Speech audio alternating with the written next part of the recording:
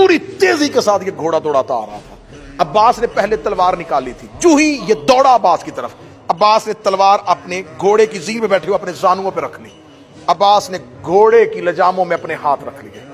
عباس یوں اپنے پاؤں ٹکا کے کھڑے ہو گئے. اب تلوار غازی کے ہاتھ میں نہیں ہے، وہ عباس کی طرف آ رہا ہے. اب یہ نفسیاتی ایک انسان کا دماغ بند ہو جاتا ہے کہ وہ کسی کی طرف دوڑ رہا ہو اور وہ اپنی جگہ پہ کھڑا اس کو صرف دیکھ رہا ہو.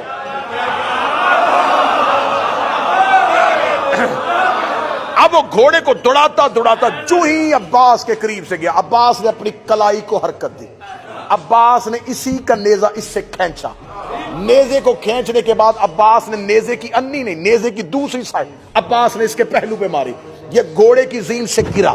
اب یہ اس کو نیزے کی انی سے عباس نے زخمی نہیں کیا، عباس نے صرف اس کو گھوڑے سے گرایا. یہ گھوڑے سے گرایا، اس نے لشکر کی طرف اوپر دیکھا، شمر مجھے گھوڑا بیچ.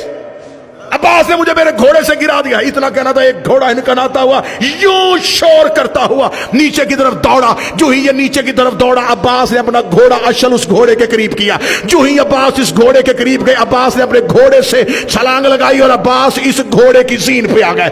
عباس اس گھوڑے کی زین پہ، عباس نے اس گھوڑے کو یوں سیدھا کیا. اس گھوڑے نے اپنے سم اٹھائے اور یوں ریت پہ مارے.